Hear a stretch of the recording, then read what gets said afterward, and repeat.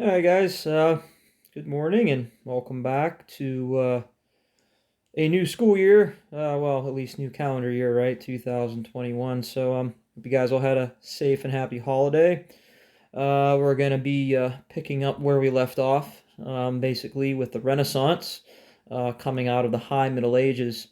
So I believe I already went over the vocab with you last week. We talked about some of the, you know, foundational stuff that you're going to need to know about with the Renaissance. But this chapter is basically divided into two separate like sub chapters. The first half of the chapter will be focusing mainly on the Renaissance and the major social and cultural changes that we're seeing from it in Europe.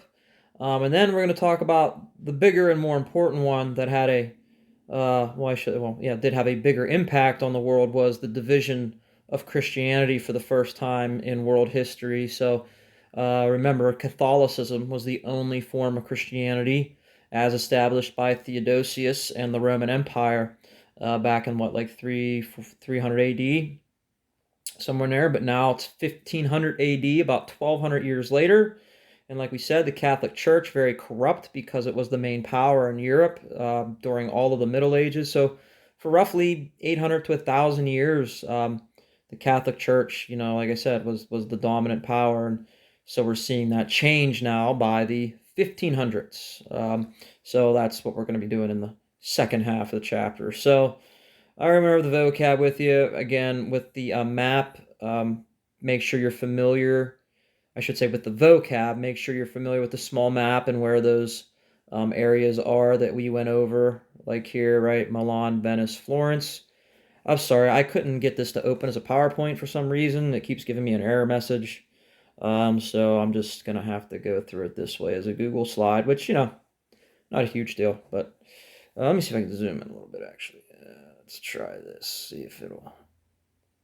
That's fine. It's not like it's going to let me do it. Okay, so I'm not going to, this is going to take a whole lot of time, but today, this little lecture video here is extremely important to understanding this lesson and the Renaissance. So take notes as needed if you need to. It's up to you, but I think it'll be very beneficial for you if you do. So I already talked about this, right? So the Renaissance, make sure you understand, it is not a European thing. It is an Italian thing. It starts in Italy and only Italy. And when I say Italy, I mean the Italian peninsula. You should know Italy does not become its own unified nation until the 1800s, after us, the United States. Italy was divided up into all of these city-states, like Florence, Venice, Milan, Tuscany, those sort of things. And they all acted independently of one another as their own mini nations. They all had their own governments, they all had their own rulers, economies, so on and so forth. All right, so the Italian Renaissance, timeline-wise, again, the Middle Ages, or at least the Middle Ages, is largely marked ending with the plague, or at least Europe getting over the plague, which was around mid to 1300s. Also, the Crusades was a big part in marking the Renaissance because that started to, well, I'll get into that later. So anyway, lasts about 200 years, according to most people. You need to understand as well the Renaissance not only just in Italy during this time. Okay, it's going to spread, like these ideals of the Renaissance will spread everywhere else, but where it starts and where it originates, 1350 to 1550, the Italian peninsula. Okay, what was the other thing I need to tell you? Any other major thing to remember, and I think I'll go over this again, but the people that are going to experience these new changes in the Renaissance are only going to be the wealthy to start, okay? Because again, the wealthy are the only ones that are going to have the money and, more importantly, the time, the extra time available to engage in these new things that the Renaissance is developing. So let's go into this. So make sure you understand these. So there's definitely going to be a question if you take AP in the future on the AP exam and my test when we get to it, comparing the Renaissance to the Middle Ages. I mean, because it is such a huge change in the way live and value their lives. So, for example, let's go over some of the main characteristics, or at least changes, as the main characteristics of the Renaissance. So, during the Middle Ages, again, um, you mainly lived on a farm. Your main goal was survival, having enough food to eat day to day, and then get to heaven. That was it. But now, because of the growth of trade and how can I say, the new understanding of how money builds power in society, as evidenced by the Medicis, right, and the Sforzas, and how they use their money to basically take over their entire state. Um, we see more and more people moving to cities to get money because that's where trade is, and trade is where the money is at that time. If you didn't live in a city, you're mainly a farmer. Farmers weren't making much money. You're just mainly looking to survive. So, growth of cities, right? Again, during the Middle Ages, you did not see big cities. There was like none really. There were a couple, but they were very, few and far between. Another one, again, during the Middle Ages, your main outlook on life was getting to heaven, and that basically just meant being concerned with what was around you, and that was it. You weren't concerned with what was happening 500 miles away because you had no interest in what was coming from there, right? But now, with the growth of trade, obviously people are much more concerned with what's going on in other parts of the world because it can affect their money and their, um, how can I say, getting of money, I guess you would say. All right, so a much more secular view. People more concerned with what's going on everywhere, not just in their own little bubble or their own little local community. Okay. Um, we'll go through more changes here, but I kind of have this out of order. But anyway, other things, this is kind of like what allowed for it to happen, which I kind of already talked about in the vocab, but you need to understand. Some of the major things that caused the Renaissance to happen. All right, make sure you know these. Okay, it's gonna be important. The plague.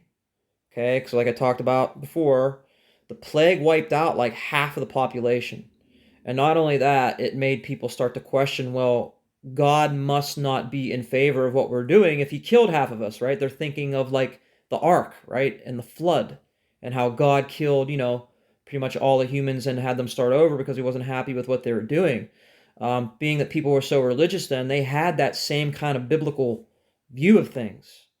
So the point is, the plague prompted more people to say, okay, why are we doing it the way we're doing it, and how can we do it better? Right? Because obviously God must not be happy with us. Political instability. So that's more or less talking about the Crusades. Okay? The Crusades, which basically opened up new pathways between the East and the West, and new conflicts, of course, more importantly. But that political instability will lead to more people, looking for different trade routes, like, for example, the Age of Exploration, um, being that eventually, because of the Crusades, many land routes were blocked by the Muslims, right? They didn't want Westerners coming back in to kill them. Europeans had to start finding ways by water to get to the places where the money was, and where the money was back then was in Asia, where the spices were, right? You remember, you've probably got heard of that, right? The Spice Islands and all that stuff, right? So yeah, I mean, the Age of Exploration is largely tied to the Renaissance as well. That'll be our next chapter. And the other thing was the abuse of power by the Catholic Church. People in the Renaissance, another big trend that exists today, is more and more people not believing in religion. People start to say, or at least start to realize that the church doesn't want them to become wealthy or knowledgeable, right? That they are basically trying to hold certain classes, or, well, most humans down, right? By not allowing them to get an education, that sort of thing. So the point is, people start to turn on the church and start to look at other means of survival, or at least other means of purpose in life, I guess, more importantly, not just getting to heaven. So they're going to look at, and when I say they, the Italians at this time, who just lived through the plague, who just lived through the Crusades and all these terrible things that were happening, going to say, well, who did it right? Who can we look at as an example? And the main people they're going to look at is their forefathers, the Romans, right? Who had and still to this day, arguably the longest lasting civilization in world history. So what were they doing, right? That we're not, right? That we can do better. And again, I don't know if you ever study or are interested in Rome, but it's amazing to me. Like, if I think I talked about this before, but Roman society back then, like, was exactly like our society today. They had stores, they had apartments, they had taxes. I mean, they had everything we have, except they didn't have the same type of government, of course. Eventually, they had an emperor. They had a republic for a while, right? Caesar, right, gets killed anyway, with the Senate and everything. But that's a whole different topic for a whole another time. But yeah, I mean, the only thing the Romans didn't have was electricity. But basically, they lived their lives just like we do. They had entertainment. They had, pretty amazing. Check it out. But anyway, so Renaissance meaning rebirth. So again, rebirth of learning about these ancient cultures. So another huge thing you have to understand that's a difference from the Middle Ages is the value of human life. Okay, humanism, as this is otherwise referred to. Now, humanism is a very broad, overarching kind of term that's used in the Renaissance and in history to basically refer to what I just said, a recognition of the value of human life. So during the Middle Ages, most rulers and people, again, your only concern was getting to heaven. People really had no value because money wasn't an issue. Survival was the issue, right? Being a good person. But now with the Renaissance, people in Italy start to realize that humans have worth. Humans can do things that are valuable to your society, right?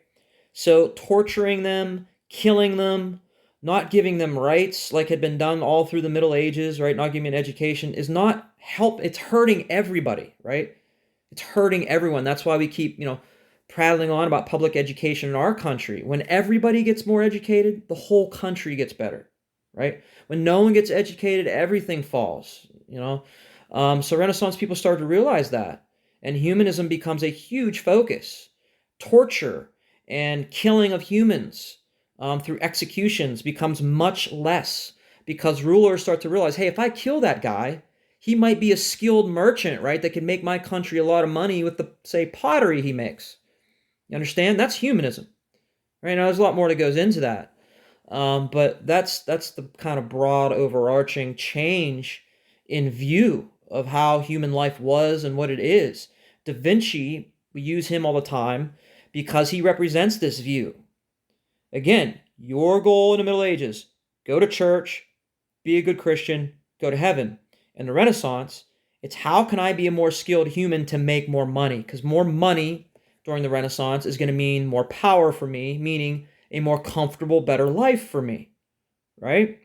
So Da Vinci was a very wealthy, well-to-do person because he was good at everything, right? He was good at everything. He was very valuable to society as a human, right? So Da Vinci is otherwise called, right, excuse me, the Renaissance man because he was good at everything. So this leads to another big change, is individualism.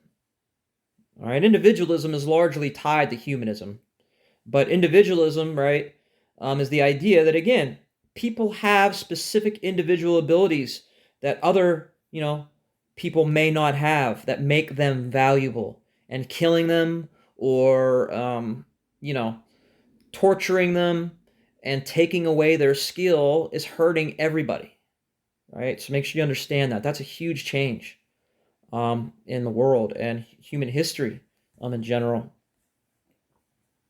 Okay. So again, Italy had no centralized government. All of these city-states, Milan, Venice, Florence, were all doing their own thing, all building their own trade, all building their own economies, and they will go to war with one another. There was quite a few wars between Milan and Venice um, back in the 1500s. They had their own private armies that were basically raised by their own private wealthy families who got rich through trade. So you can see this, like I said, make sure you understand with all of those areas that we looked at, the main reason why they are the centers of the Renaissance is because of the money coming and going from it, because of trade. They are centers of trade.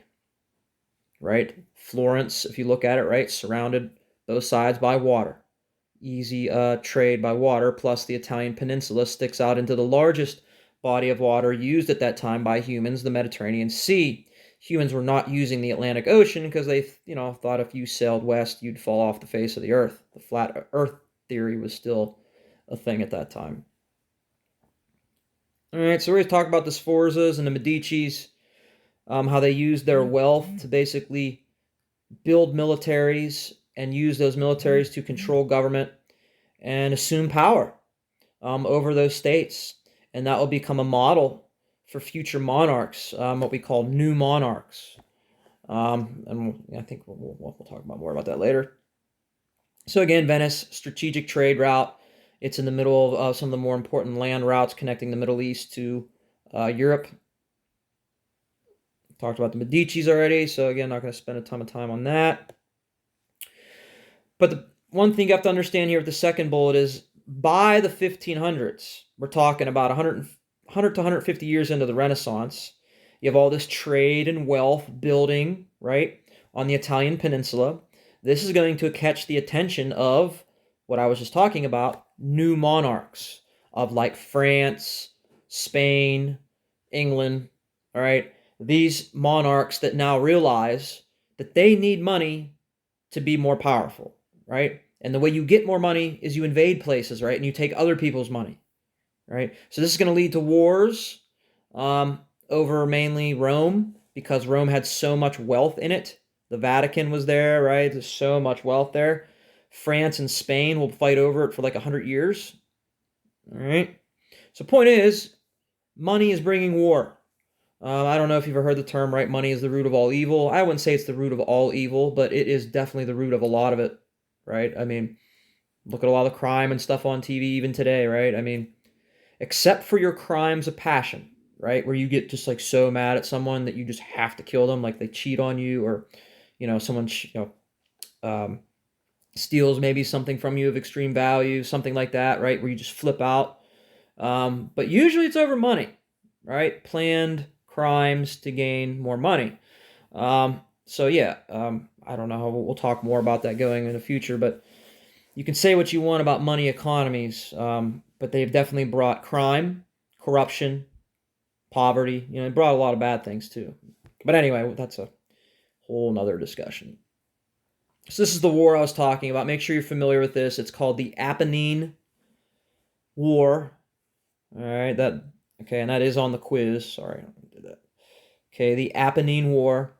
So Spain, who was ruled over the Habsburgs, who you'll be hearing more and more about, who also ruled over not only Spain, but also ruled over what was left of the western part of the Roman Empire, which was called the Holy Roman Empire. And then you had France, who was arguably the most populated and wealthiest country in Europe at that time, them and Spain both. So yeah, the Apennine War, 1527. Spain actually wins and then controls the Vatican and Rome. And Spain, if you don't know this, Spain was by far the most powerful country in the world for about 100 years, roughly late 1400s into the late 1500s. And what's going on here? Why can't I? All right. Don't worry about that.